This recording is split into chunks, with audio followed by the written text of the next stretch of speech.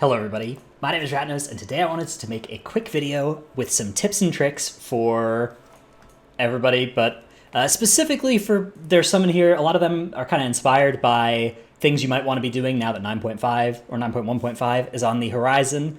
Things to do with setting yourself up to be multiple different covenants, things to do with your alts perhaps, prepping them in the most efficient way possible to catch up and be playable in that patch, especially if you're somebody who, you know, you're willing to do some like easy weekly stuff for the next couple weeks until 9.1.5 comes out, and then actually start playing that character for realsies once the patch hits.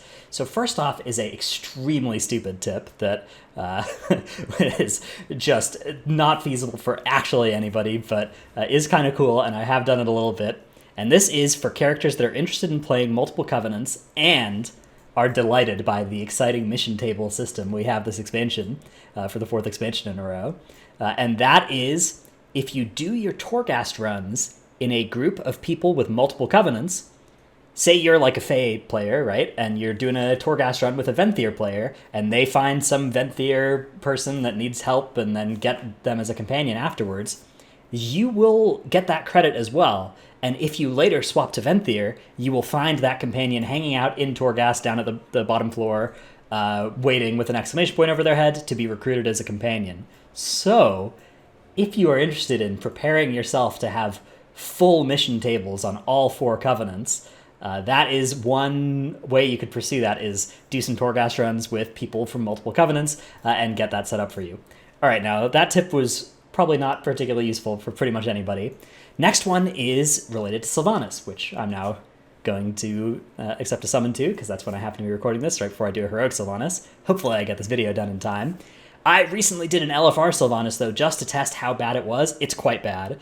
It took me about an hour, 3 pulls, which, wow, 3 pulls for an hour, that's a great rate, but that, I mean, it's a really long fight, and you're going to wipe in the last phase if you're going to wipe. You're going to lose people in phase 2 because they're going to fall off, or they're going to take 11 stacks of Haunting Wave, and then die to that. And then in phase 3, you're going to have people just hit the whole raid and not move out with their Wailing Arrow, and that is going to make the fight quite a pain to do. The upside, though, is that it's a way to get a guaranteed Shard of Domination. So if you have a character you don't really want to raid on, and you're just happy getting a couple shards, maybe leveling them up to rank 3 by doing a couple weeklies in Korthia, and not really bothering trying to push them to rank 4 or rank 5, a great solution for that is LFR Sylvanas and the Korthia weekly for a couple weeks. And just by doing that, you'll get your stuff. But again, LFR Sylvanas, pretty miserable if you're not especially if you're a healer. If you're a healer, you could really save the day a lot, but if you're not, then that'll be kind of tough.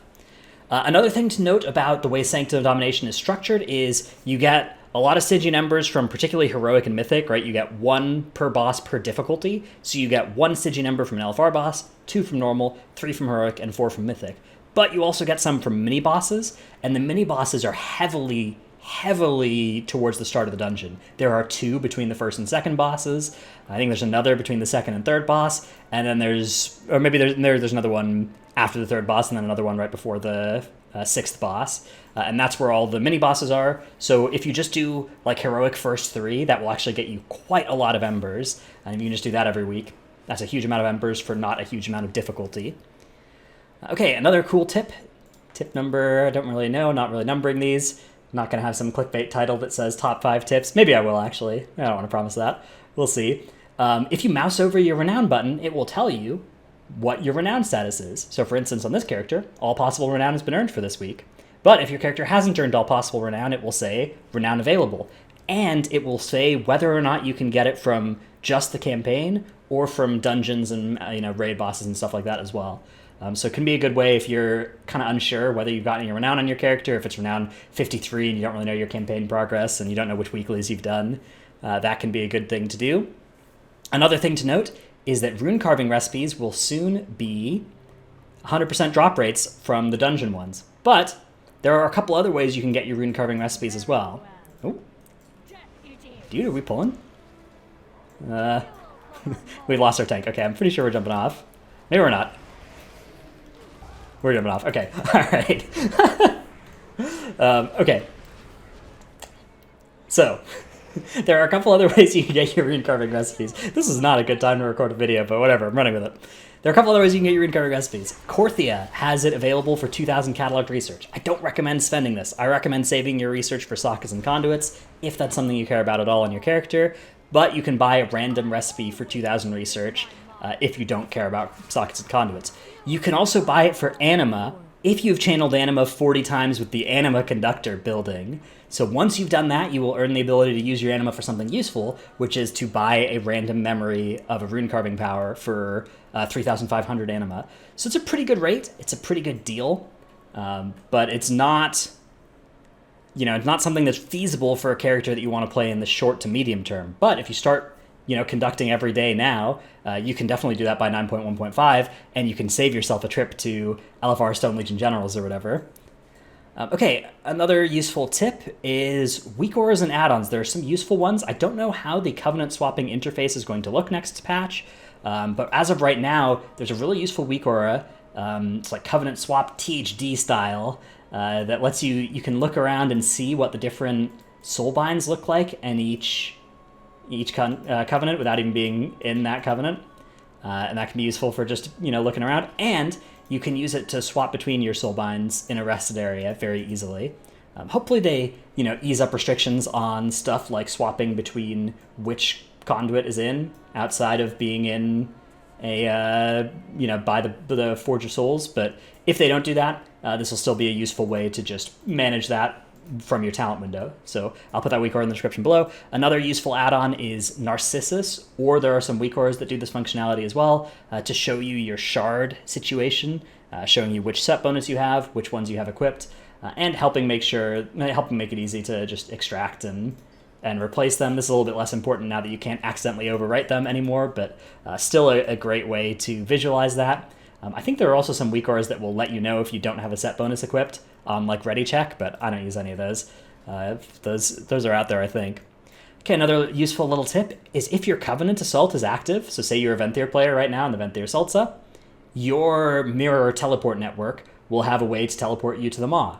Similarly, if you're a Necrolord and the Necrolord Assault's up, you can teleport using that transport network and get to the Maw as well. Every Covenant, while their Assault is up, can teleport you to the Maw using their transport network. So, not something that I made use of it a couple times, but I'm sure I have forgotten about it or not really been aware of it, not thought of it multiple times when it would have saved me a couple minutes of travel time. Okay, another tip is, speaking of travel time, is the engineering. Everybody should be engineering this expansion. Engineering, alchemy are just Abyss combo because basically nothing else does anything useful. If you want to gather for money or craft for money, that's fine, do that. But assuming you don't use professions for anything else, alchemy for flask duration, and engineering for this wormhole generator Shadowlands. So this is just a toy. You can buy it from the auction house. It's fairly cheap. Or you can make it yourself once you have enough engineering. And it's just account-wide for any character that has Shadowlands engineering. And you just use it and get a wormhole that lets you go to Korthia, the Maw, any of the zones, or Oribos. Very, very useful. I'm sure there are people asking what this add-on is. This is an add-on called Opie. I'll put a link to that in the description as well, because this is another useful little thing you can use to help cut down on your keybinds and keep a bunch of stuff bound easily. Anyways, that is all the tips that I had, which is good, because it looks like hopefully we're going to be pulling the boss for real soon and not resetting it, and I will be able to collect my shard for the week on this. Actually, I don't need a shard, but collect my... I don't know what I'm hoping for, but some very cool loot from this boss. So yeah, thanks for watching. See you in the next one. Bye.